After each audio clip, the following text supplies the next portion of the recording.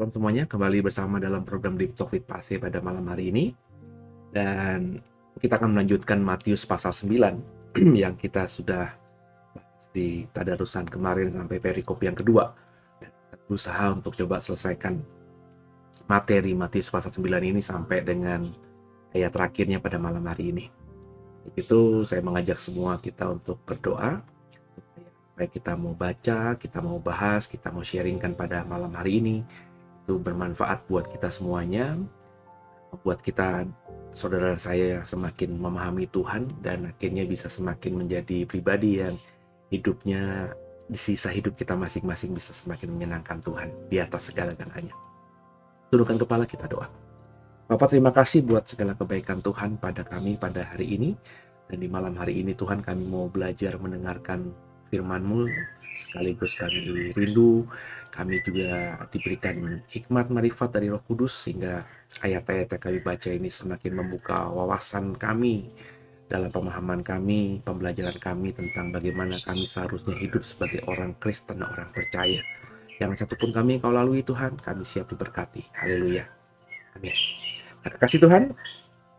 Untuk mempersingkat waktu, saya mengajak saudara untuk membuka Alkitab kita masing-masing dan kita siapkan diri kita. Matius pasal yang 9, saudara ya, siapkan. Besar perbuatanmu ajaib, tiada seperti Engkau, tiada seperti Engkau.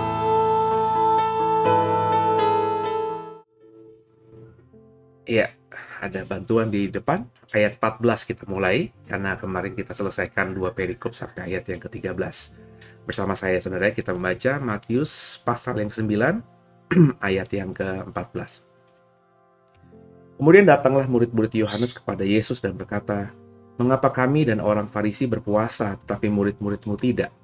Jawab Yesus kepada mereka, "Dapatkah sahabat-sahabat mempelai laki-laki berduka cita selama mempelai itu bersama mereka? Tapi waktunya akan datang mempelai itu diambil dari mereka dan pada waktu itulah mereka akan berpuasa. Tidak seorang pun menambahkan secarik kain yang belum susut kepada baju yang tua. Karena jika demikian, kain penambal itu akan mencabik baju itu, lalu makin besarlah koyaknya. Begitu pula anggur yang baru tidak diisikan ke dalam kantong kulit yang tua, karena jika demikian kantong itu akan koyak sehingga anggur itu terbuang dan kantong itu pun hancur. Tapi anggur yang baru disimpan orang dalam kantong yang baru pula, dan dengan demikian terpeliharalah keduanya." Ayat yang kita baca di dalam tadarusan Alkitab kita pada malam hari ini dimulai dari perkataan Tuhan Yesus tentang menjawab gitu ya, kritikan dari orang-orang Farisi tentang murid-murid Yesus yang tidak berpuasa. Ya, ini kritikan yang wajar sebenarnya, ya, karena kita tahu bahwa memang kehidupan berpuasa itu bukan saja ada di Alkitab Perjanjian Lama, tapi suatu gaya hidup yang sudah dikerjakan oleh banyak orang Yahudi, hampir seluruh orang Yahudi saat itu. Terlebih bukan saja di Taurat, tapi juga diajarkan turun-temurun sebagai adat budaya. Ya, ada puasa itu, ya, ada hari berpuasa, bahkan ada hari-hari tertentu orang berpuasa. Ada yang saya lupa, saudara ya, adat budaya Yahudi itu ada puasa kayak Senin Kamis atau Senin Jumat gitu, saudara ya. Jadi ada waktu kayak puasanya orang-orang kejawen gitu, saudara ya. Budaya Timur itu memang identik dengan puasa, ada ritual puasa gitu ya. Dan ini sudah menjadi kebiasaan. selain ada di Taurat, tapi juga secara turun-temurun ya, pengajaran berpuasa itu diturunkan oleh kakek, orang tua kepada anak dan cucu mereka. Jadi udah menjadi habit, udah menjadi kebiasaan dan gaya hidup. Tapi menariknya di sini murid-murid Yesus tidak berpuasa, terutama kalau kita merefer perjanjian baru di dalam Matius ini, ada momen-momen di dalam perayaan-perayaan agama Yahudi itu memang ada puasa, tapi murid-murid tidak berpuasa. Hari Sabat, murid-murid juga tidak dituduh ya, tidak menghormati hari Sabat dengan misalnya memetik bulir gandum dan lain sebagainya, saudara. Kali ini orang Farisi mempertanyakan kenapa murid-murid Yesus tidak berpuasa, padahal mereka dan juga murid-murid kalau kita membaca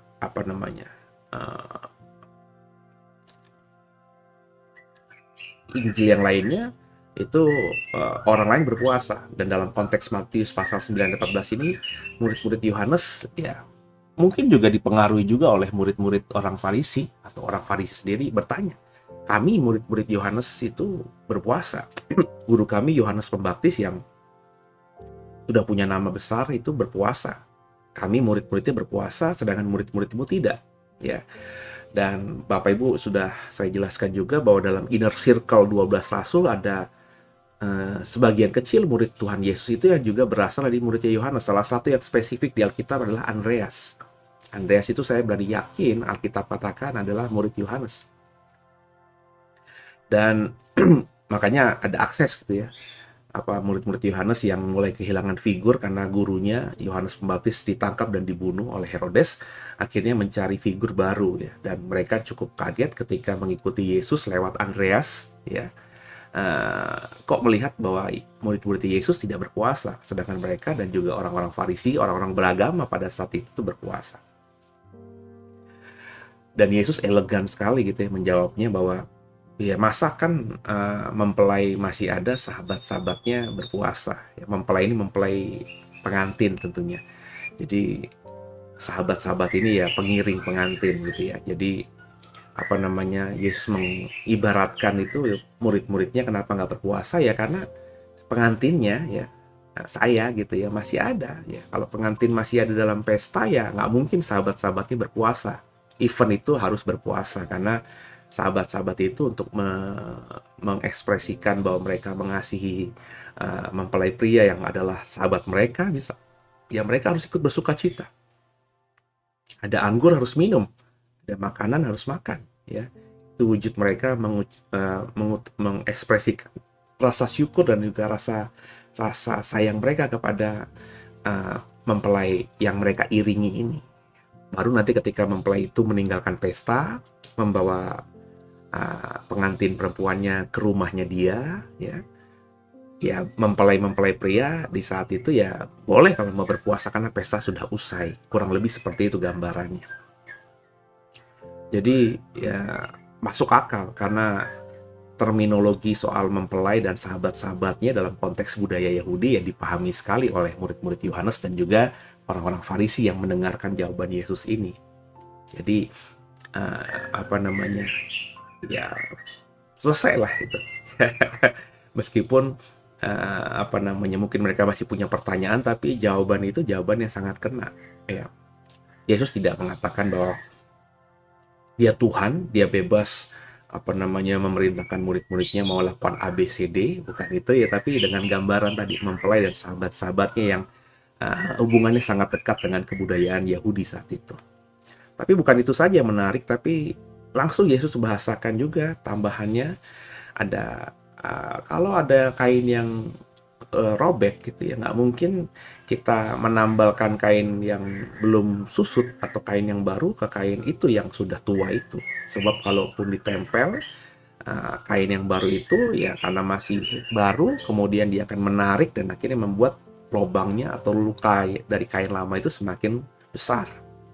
Juga digambarkan mengenai kantung anggur yang lama itu nggak mungkin diisi dengan anggur yang baru, anggur yang masih keras lah kurang lebih begitu ya, yang belum mengalami fermentasi atau apalah namanya, saya kurang begitu paham ya. Jadi kalau anggur baru langsung ditaruh di dalam kantong kulit yang lama, ya maka itu kan merusak, ya. Kantong kulitnya yang lama itu akan robek dan anggur yang baru itu akan terbuang sia-sia.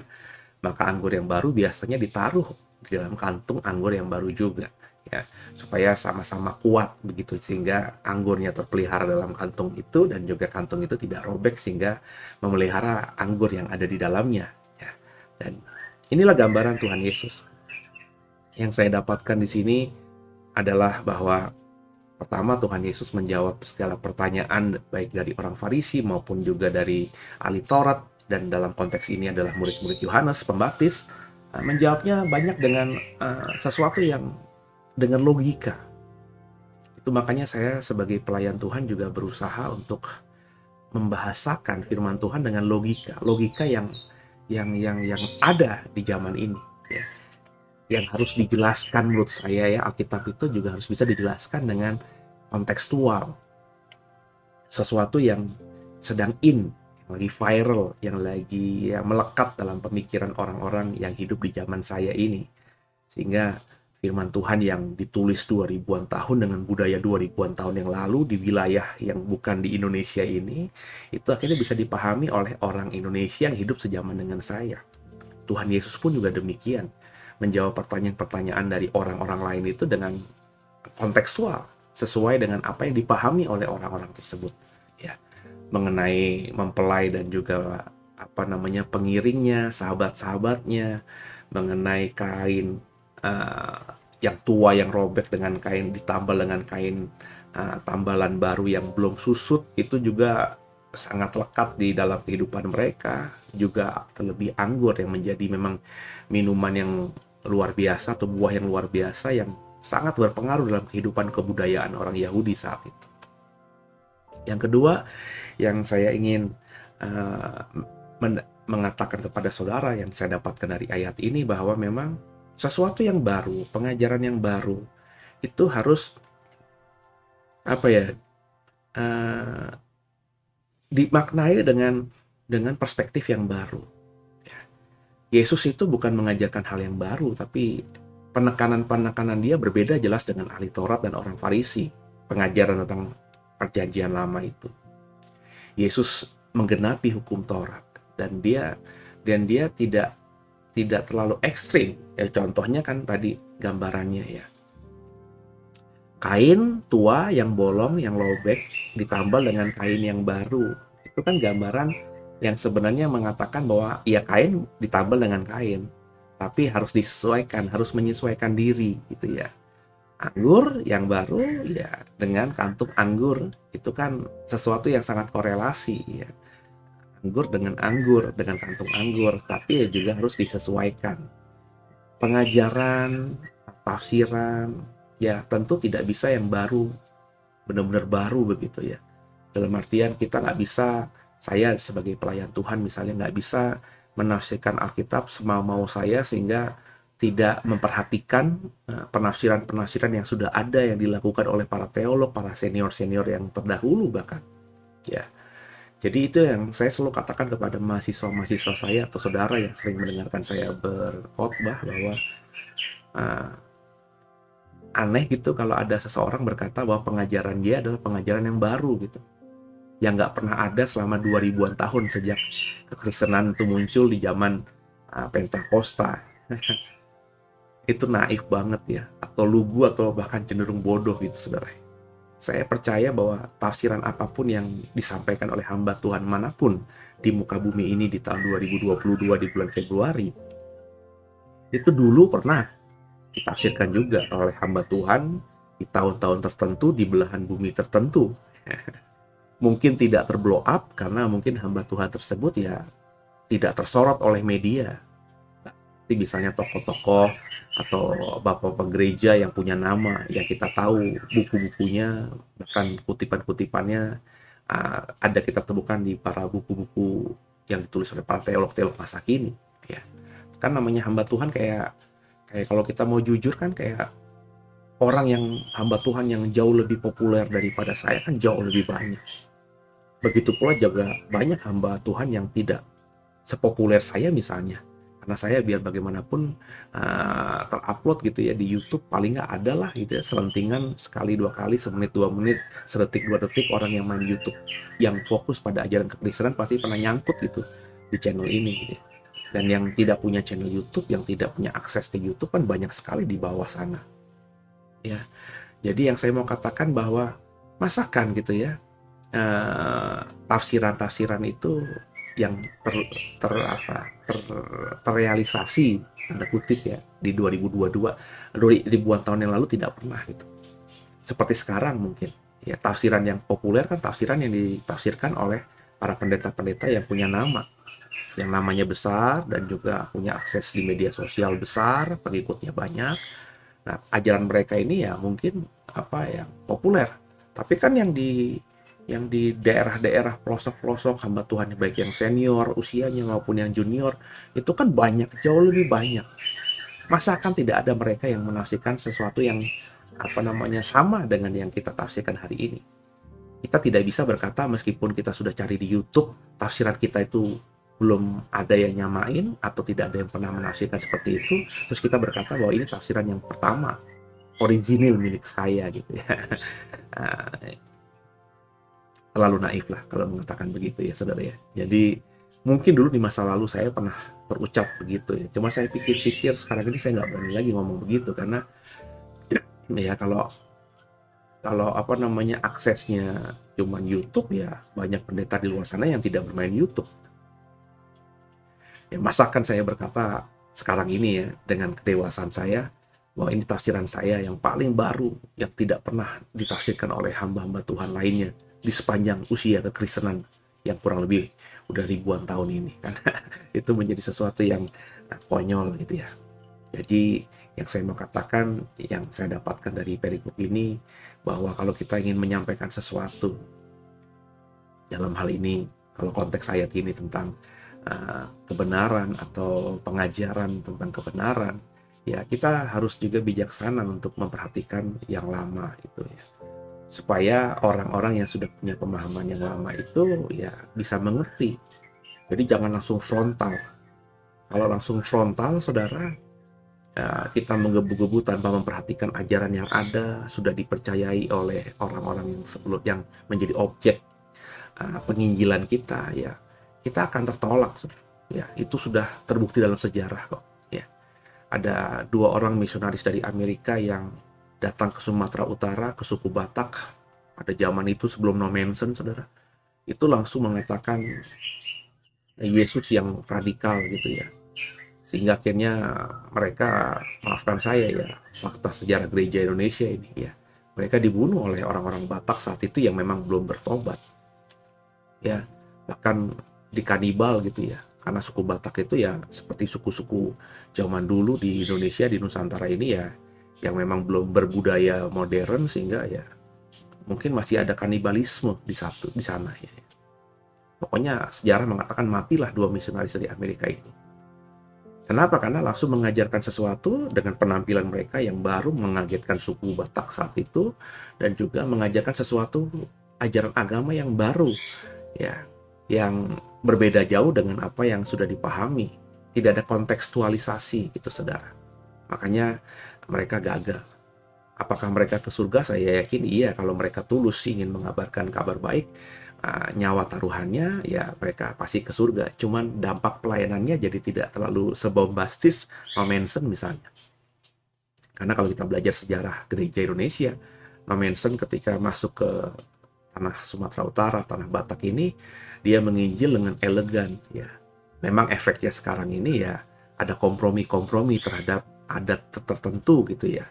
Tapi paling tidak saudara, dengan kontekstualisasi itu suku Batak akhirnya ada yang bertobat, dan akhirnya ya sampailah kita mengerti sekarang di Indonesia ini suku-suku besar yang orang Kristennya banyak ya, salah satunya yang terbesar adalah suku Batak saudara ya. Jadi harus ada penyesuaian, memang harus ada yang sesuatu yang dikorbankan sedikit gitu, idealisme mungkin ya, atau juga kerendahan hati mungkin, supaya pesannya sampai. Dan ketika pesannya sampai ya, kita tahu sekarang juga banyak orang Batak yang Kristennya radikal ya, seperti yang tentu diharapkan oleh dua misionaris dari Amerika yang ketika itu ya mengabarkan Injil di suku Batak tidak kontekstual ya. Ada mereka gagal, tapi ratusan tahun kemudian ya di Indonesia ini ada orang Batak sekarang ini yang beriman radikal seperti dua misionaris Amerika itu misalnya ya. Jadi memang ada butuh waktu, saudara. Dan ini yang harus dipahami oleh setiap kita dalam mengambil keputusan apapun, baik dalam ranah pelayanan maupun juga ranah sekuler, bahwa kita nggak bisa potong gitu, gitu ya. Harus ada yang harus dikompromikan supaya orang lama bisa memahami. Ya. Jadi nggak bisa misalnya kita masuk ke sebuah perusahaan melihat, pabrik ini nggak jalan ini. Ya udahlah, untuk itu ya semua pegawai atau buruh yang lama kita pecatin, kita bawa pegawai baru dengan budaya baru. Nggak bisa gitu, saudara ya. Gagal, pasti gagal ya. Yang ada yang benar ya orang-orang yang punya kompetensi atau jabatan-jabatan yang punya pengaruh luar biasa, itu yang kita rubah, kita isi dengan orang-orang yang sevisi dengan kita ya. Sedangkan yang lainnya ya mungkin harus menyesuaikan diri ya.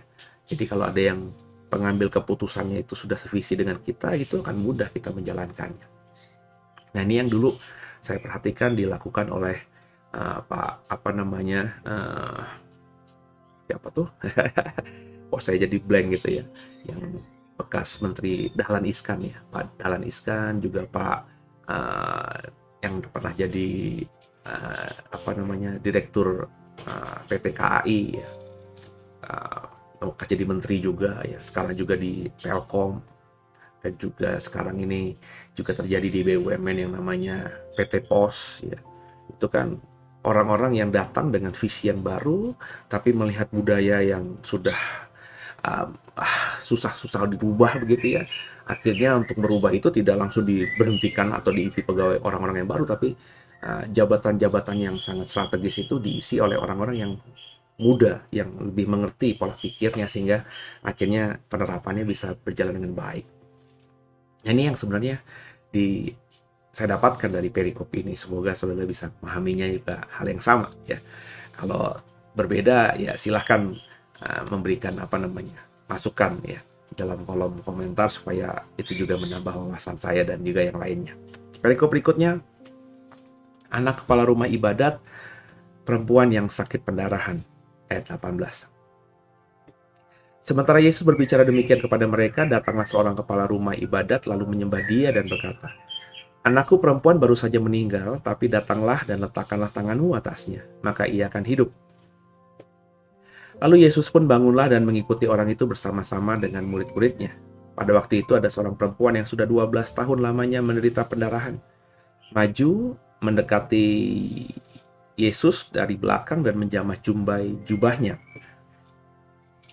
Karena katanya dalam hatinya, asal ku jamah saja jubahnya, aku akan sembuh. Tapi Yesus berpaling dan memandang dia serta berkata, "Teguhkanlah hatimu, hai anakku. Imanmu telah menyelamatkan engkau." Maka sejak saat itu sembuhlah perempuan itu.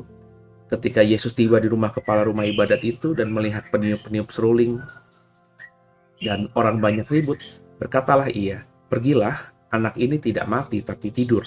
Tetapi mereka mentertawakan dia. Setelah orang banyak itu diusir, Yesus masuk dan memegang tangan anak itu, lalu bangkitlah anak itu.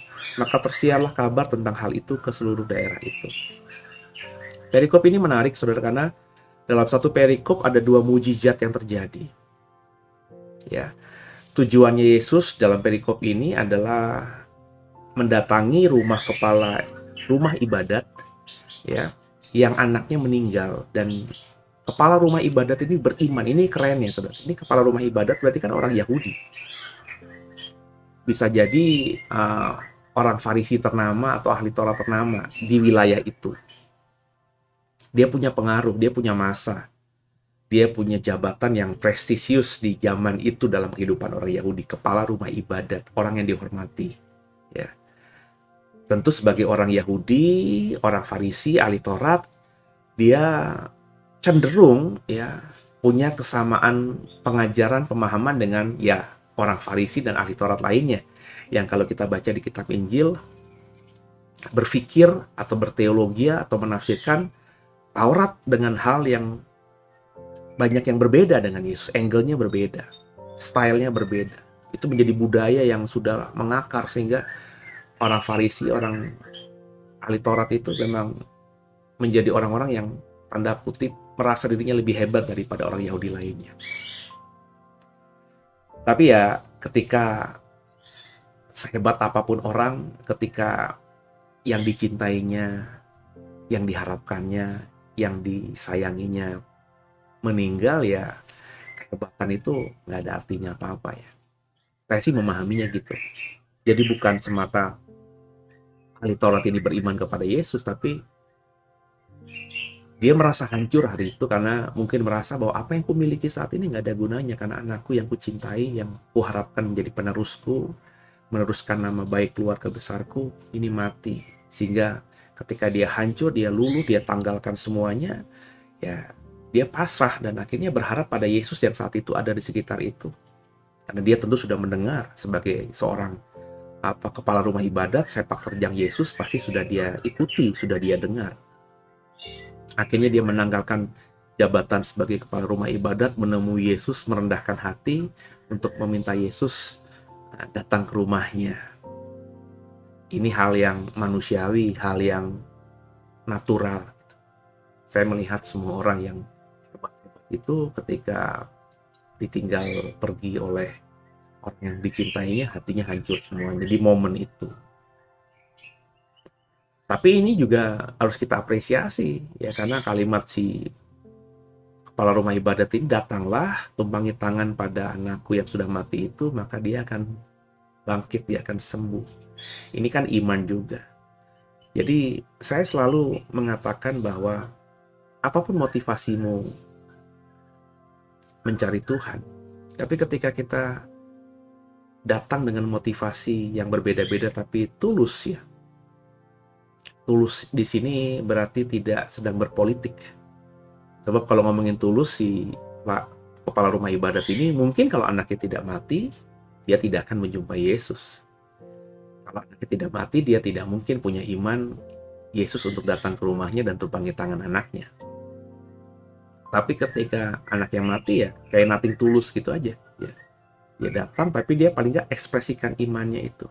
Ya imannya untuk sesuatu yang bagus, agar anak yang dicintainya ini bangkit. Meskipun ada selfish, ada ego di situ, tapi saya masih melihat dalam kerangka yang natural, kerangka yang baik. Ya. Jadi kalau kita datang kepada Tuhan dengan motivasi yang baik, misalnya kita berharap orang tua kita sembuh, pasangan kita sembuh, anak kita mengalami mujizat, anak kita bisa berhasil hidupnya, kita bisa dipulihkan, ya pokoknya motivasi yang tulus gitu.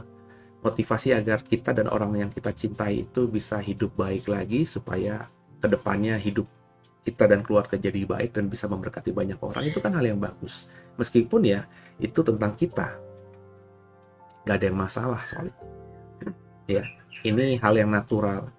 Saya percaya nanti dalam prosesnya waktu, ya saya juga dulu melewati fase-fase ini. Kalau ibadah itu pengen ditumpangi tangan sama pendeta karena merasa saya harus diurapi, saya harus diberkati, karena saya mau diberkati, karena saya mau diurapi, saya terus gitu ya. Tapi berlanjutnya waktu ya, saya semakin dewasa gitu. Kok saya mulu gitu. Kok saya mulu yang pengen diberkati gitu ya. Kok bukan saya yang memberkati orang, kok saya minta terus ditumpangi tangan, kok bukan saya menumpangi tangan orang, bukan melepaskan berkat atau berdoalah buat orang lain. Nah, kedewasaan itu kan butuh proses, ya prosesnya ada yang cepat, ya saya itu puji Tuhan cepat, saudara. Ya nggak sampai setahun saya tiba-tiba berpikir seperti itu, makanya saya langsung melayani Tuhan dan juga ya tidak lama-lama gitu ya dengan keegoan diri, karena saya rindu saya juga ya harus jadi berkat bagi banyak orang. Tapi lambat laun saya percaya kalau saudara mendengarkan firman Tuhan, saudara tertanam di sebuah gereja yang baik, lama-lama itu ya, sekeras apapun saudara pasti akan berubah menjadi orang yang akhirnya tidak selfish, tidak egois. Ya. Jadi kalau kita lihat di gereja kita misalnya, kok ada orang itu datang mulu altar call minta didoain sama pendetanya, ditumpangi tangan sama pendetanya, jangan negatif ke orang tersebut, karena orang tersebut mungkin masih dalam fase seperti kita dulu. Saya memahami, saya dulu begitu, maka saya tidak terlalu gimana gitu dengan orang yang masih maju ke depan, masih selalu doanya, Pak tolong doain Pak, saya begini Pak, saya begini, saya kepengen begini, saya pengen begini. Kenapa? Saya juga dulu begitu. Jadi kalau saya sebagai hamba Tuhan, saya menumpangi tangan mereka, sambil dalam hati saya bilang, Tuhan supaya kedewasaan daripadamu, ya, pemahaman yang benar tentangmu benar-benar penuh atas orang ini. Sehingga saya dalam doa hati saya kepada orang ini berharap kedepannya dia tidak lagi berdoa aku, tapi justru dia pergi untuk mendoakan orang lain. Karena ini yang saya pahami dalam Yakobus, jika kamu sakit, doakan orang yang sakit, maka kamu akan sembuh. Itu kata surat Yakobus. Jadi saya sekarang ini mengajar kepada jemaat The Way untuk kalau butuh apapun A gitu ya, butuh B, butuh C, ya doakan agar orang mendapatkan A, B, C tadi, maka kamu akan mendapatkan A, B, C itu, saudara. Jadi ini yang saya dapatkan dari perikop ini ya, tentang si kepala rumah ibadat. Tapi menariknya ada seorang perempuan yang sudah pendarahan. Ya, kalau kita melihat dalam perikop-perikop di kitab yang lainnya, Injil yang lainnya, ini juga luar biasa ya. Perempuan ini dalam Injil Matius ini digambarkan 12 tahun pendarahan. Dia maju dari belakang karena iman. Dan dia berkata, asal ku jamah saja jubahnya, aku akan sembuh. Dia nggak bisa jamah jubahnya, dia hanya bisa menjamah jubah baju Yesus, bagian paling bawah dari jubah Yesus. Artinya mungkin orang ini karena pendarahan, perempuan yang sudah tua, atau ya mungkin masih muda juga ya, saya nggak tahu juga ya, tapi karena pendarahan tentu fisiknya lemah, dan dia merasa ketika pendarahan ya, dia kan sedang najis ya, tubuhnya sedang najis ya, mungkin dia tidak ingin bersentuhan dengan orang-orang lain secara langsung begitu ya.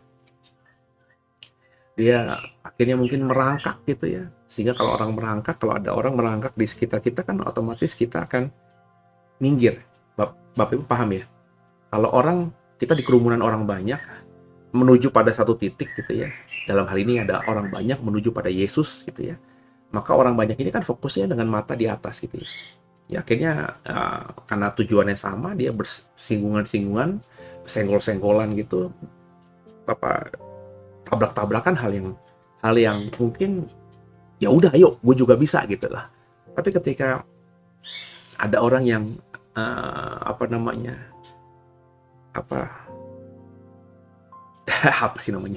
kayak di bawah gitu ya, merangkak gitu ya. Ya, Bapak Ibu tentu kalau lagi ada di kerumunan orang banyak, ya, di pasar atau dimanapun itu, terus tiba-tiba ada orang yang seperti tadi merangkak gitu ya di bawah, ya kita yang langsung tahu ya, karena kan pasti kan kesenggol ya, kita pasti akan memberikan ruang pada orang ini. Ya Bapak Ibu bayangin aja deh misalnya kalau kita masuk ke sebuah lift ya, eskalator ya, atau lift lah. Kalau itu orangnya semuanya berdiri ya, kita mungkin bisa berdempet-dempetan gitu ya. Ya udahlah, apalagi kalau sebelum corona ini kita bisa satu lift kalau perlu ya, penting gue naik atau turun dengan cepat ya, dempet-dempetan ya lah, paling cuma beberapa detik nggak apa-apa lah. Tapi kalau tiba-tiba dia masuk orang merangkak, itu lift itu bisa tiba-tiba kosong. Bukan karena kita nggak mau disentuh sama si orang yang merangkak ini, tapi kita mungkin empati atau simpati sehingga tidak ingin mengganggu atau memberikan ruang yang lebih luas, space yang lebih luas kepada orang yang sedang merangkak ini. Itu logika saja. Jadi perempuan ini mungkin merangkak sedemikian rupa sehingga akhirnya ada orang yang agak sedikit menyingkir dan dia dapatkan itu bagian jubah paling bawah Yesus dan dia sembuh. Karena imannya dia sembuh. Dari perikop ini kita baca style dua orang yang beriman. Yang satu mungkin dengan hati yang hancur, yang satu dengan nekat gitu ya.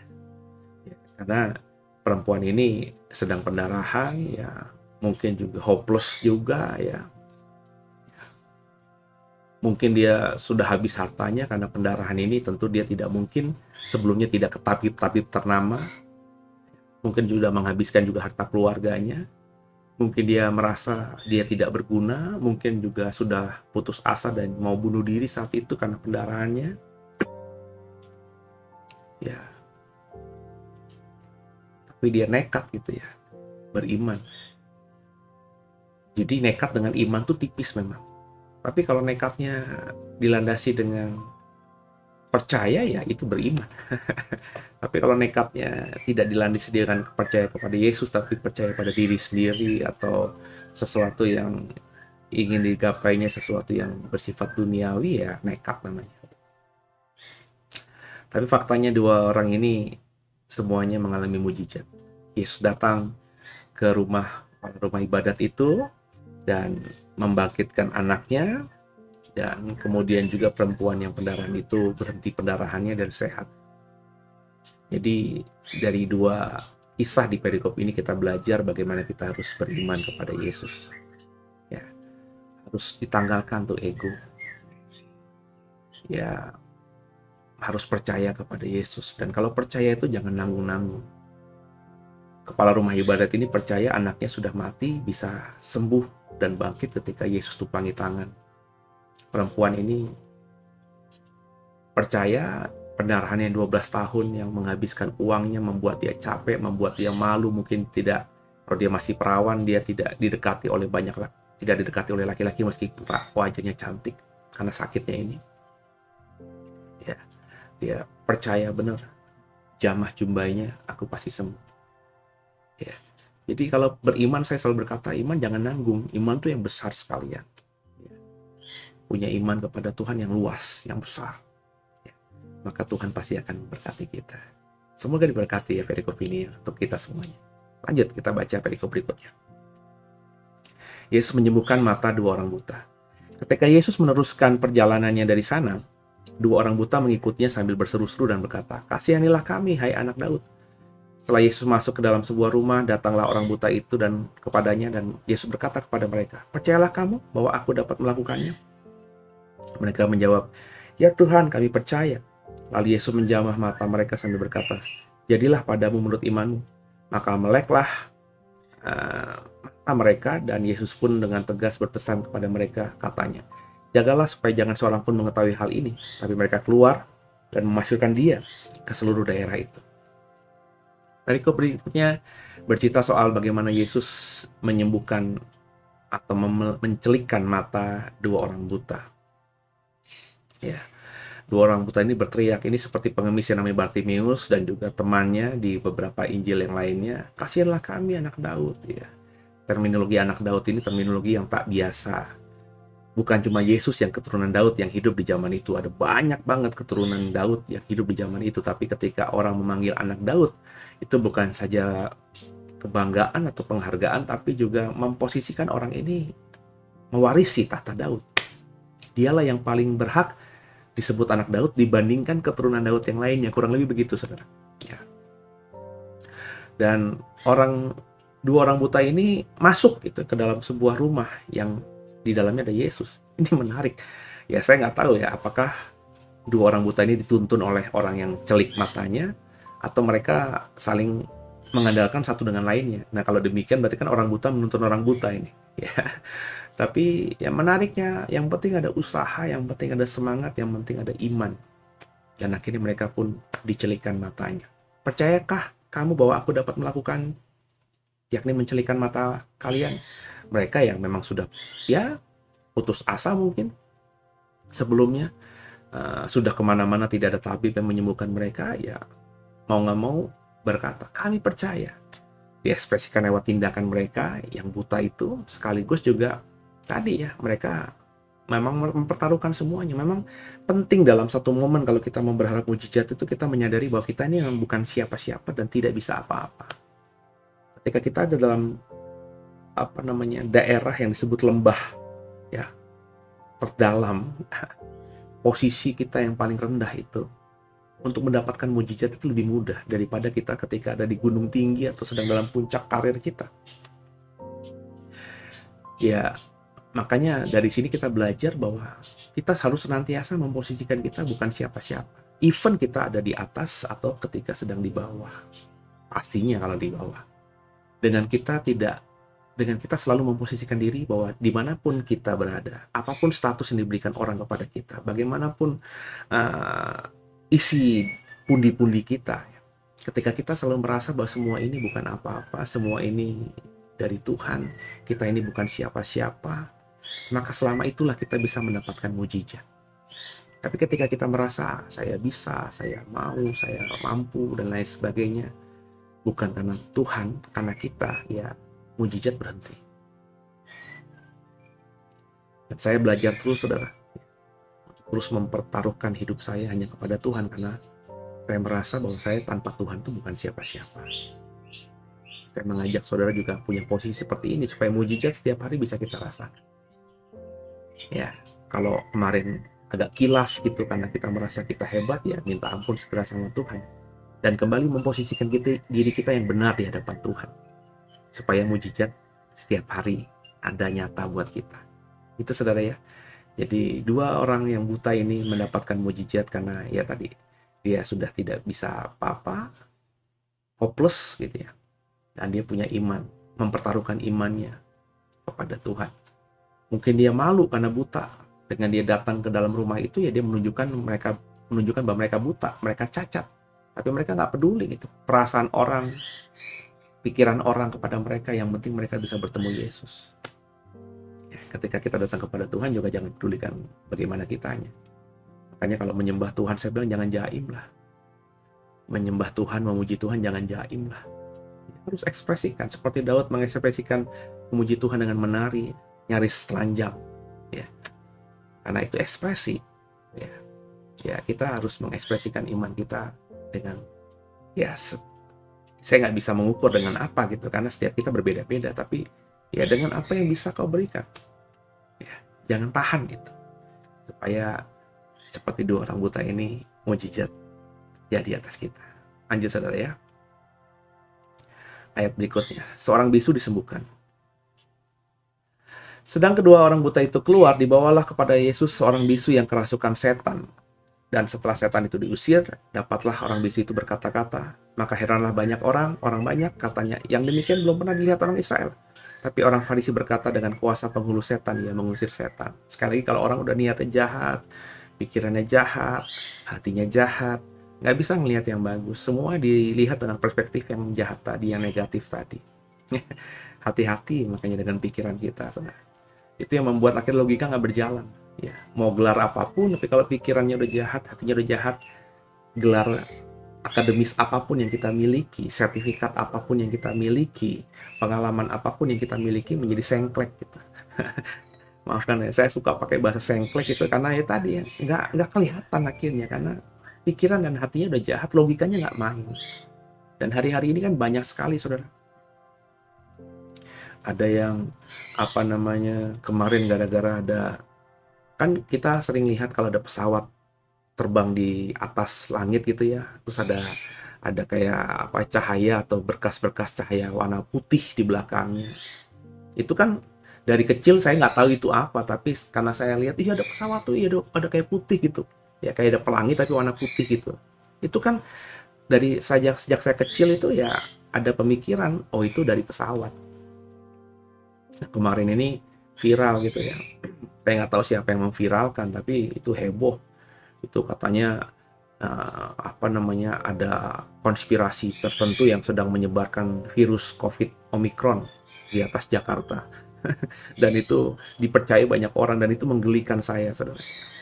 Logika sederhana yang saya dapatkan ketika saya masih kecil, bahwa kalau ada lihat ke langit, ada cahaya putih atau ada warna putih, entah siang hari atau malam hari, itu besar kemungkinan dari pesawat. Itu nggak masuk ke logika mereka.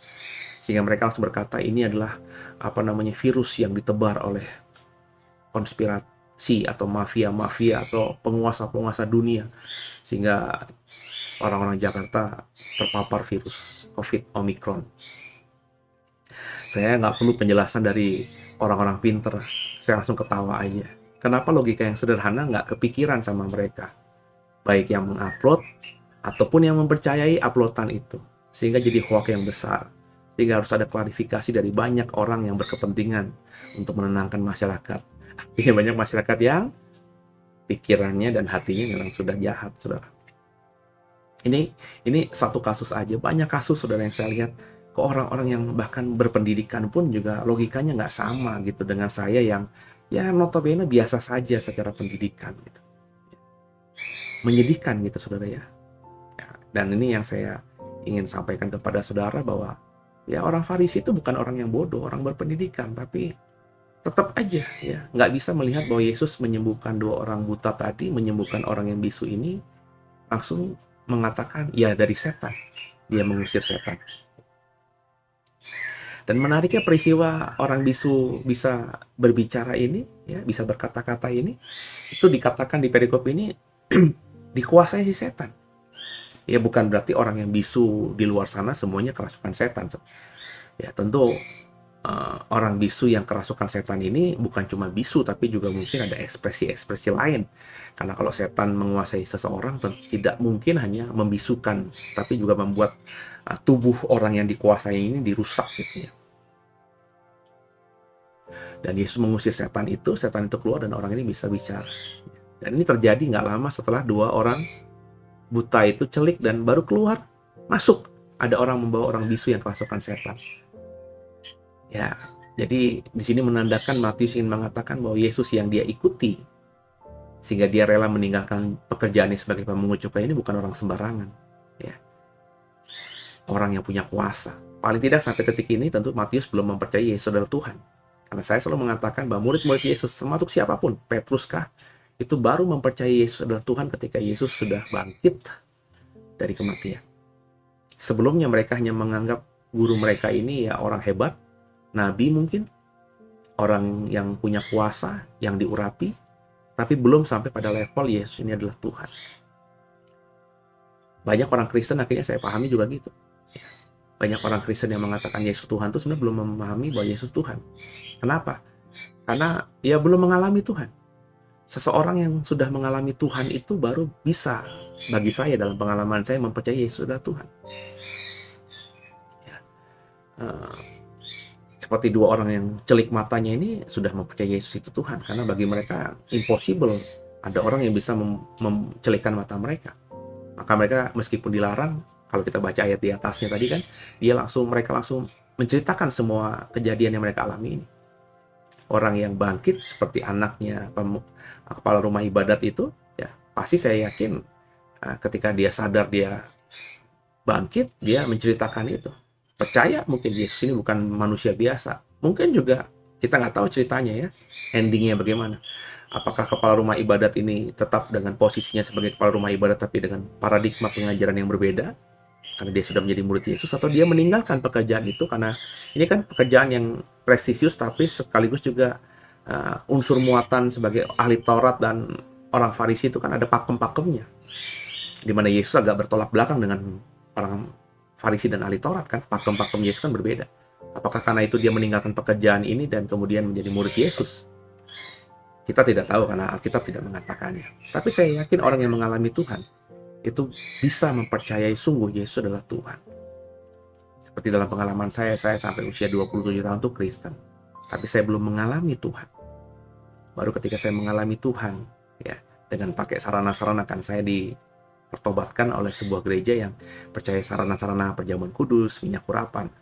Ketika saya gunakan itu, saya, oh iya ini Yesus adalah Tuhan. Dan di momen itulah akhirnya saya benar-benar bisa percaya bahwa Yesus yang saya sembah selama ini sebagai Tuhan itu benar adalah Tuhan.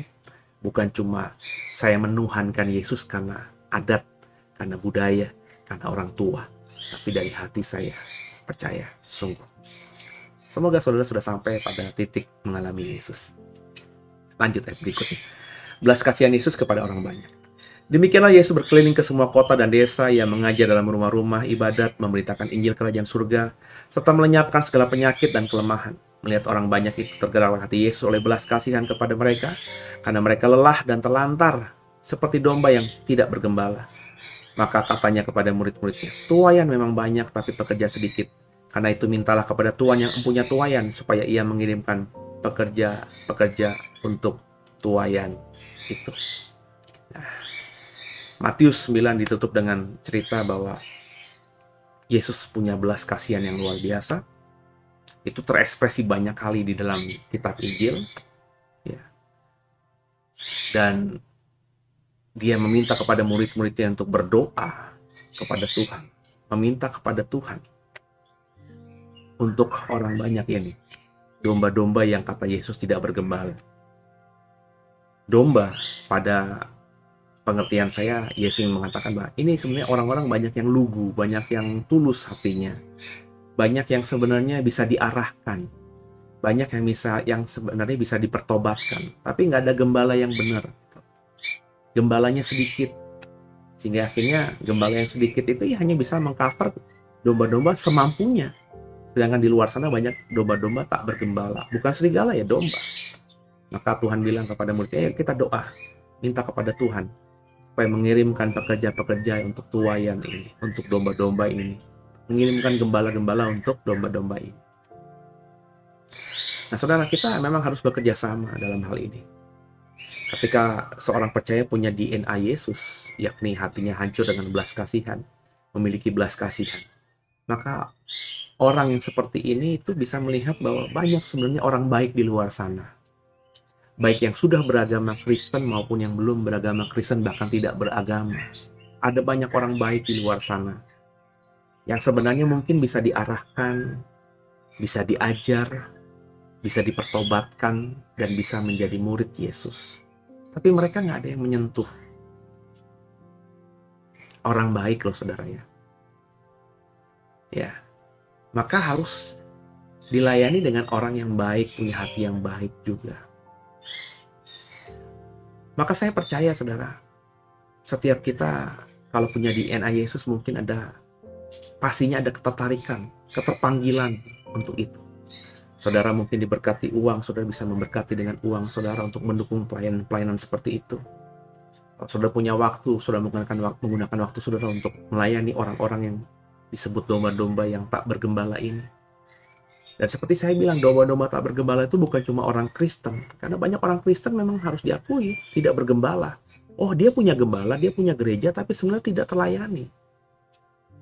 Sehingga akhirnya hidupnya masih ya seperti orang-orang biasa aja gitu. Kristennya ya begitu-gitu aja. Bukan berarti orang jahat ini. Tapi tidak bergembala. Saya menemukan banyak, saudara, orang Kristen model begini. Orangnya baik, hatinya baik, tapi imannya cuma segitu-gitu aja.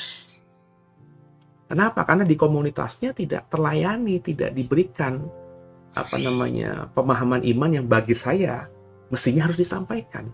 Mungkin juga presbiternya, pelayan Tuhannya juga mungkin tidak punya pemahaman itu. Artinya ya, baik presbiter maupun jemaat di gereja itu ya sebenarnya orang Kristen atau domba-domba yang tak bergembala. Banyak, saudara. Dan ada bagian-bagian kita yang mungkin terpanggil untuk di sana. Ya. Tapi ada juga bagian lain, domba-domba yang tak bergembala di luar sana yang belum Kristen, yang agamanya lain hari ini. Jangan bilang mereka itu langsung kambing, langsung serigala. Bisa jadi mereka domba, saudara. Ya mereka sekarang ini beragama lain karena mereka memang mewarisi itu dari orang tua mereka. Mereka punya orang tua yang baik, yang tidak tahu, mati dengan agama lamanya, sehingga mewariskan itu pada anak-anaknya, dan anak-anak ini tumbuh jadi manusia-manusia yang baik. Ya, tapi karena tidak digembalakan dengan baik, ya mereka hanya mendapatkan agama itu. Mereka tidak pernah mendengarkan ajaran Kristen, ajaran Kristus, sehingga meskipun mereka baik ya, karena tidak pernah ada orang Kristen yang mengajarkan agama Kristen yang baik ini kepada mereka, ya mereka tetap dengan agama lamanya. Makanya saya selalu berkata berkali-kali, kalau ada hamba-hamba Tuhan, kita punya panggilan untuk mempertobatkan orang yang bukan Kristen hari ini, maka injili mereka dengan kabar baik, saudara. Bukan kabar permusuhan. Bukan dengan menjelekkan agama mereka, bukan menjelekkan nabi mereka, bukan menjelekkan gaya mereka, penampilan mereka. Tapi sentuh mereka dengan kasih. Layani mereka dengan kasih. Kabarkan Injil dengan kasih. Buka pengertian mereka, buka hati mereka, buka pikiran mereka. Ya mungkin nanti dalam program lain, ya saya akan ambil bagian itu, tapi bukan jelas di channel ini, karena di channel ini ya tujuan saya untuk mendewasakan orang Kristen, menggembalakan domba-domba yang sudah Kristen supaya punya iman yang benar gitu. Ya, segmen di channel ini kurang pas kalau dipakai kepada orang-orang yang tidak Kristen.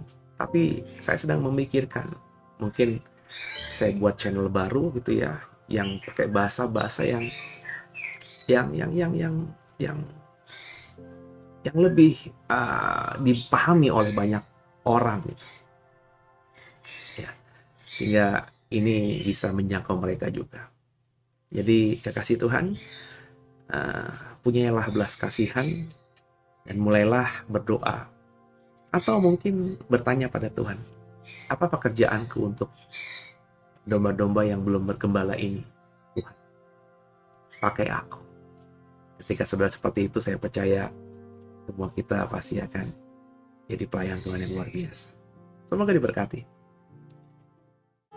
Besar perbuatanmu ajaib, tiada seperti Engkau, tiada seperti Engkau.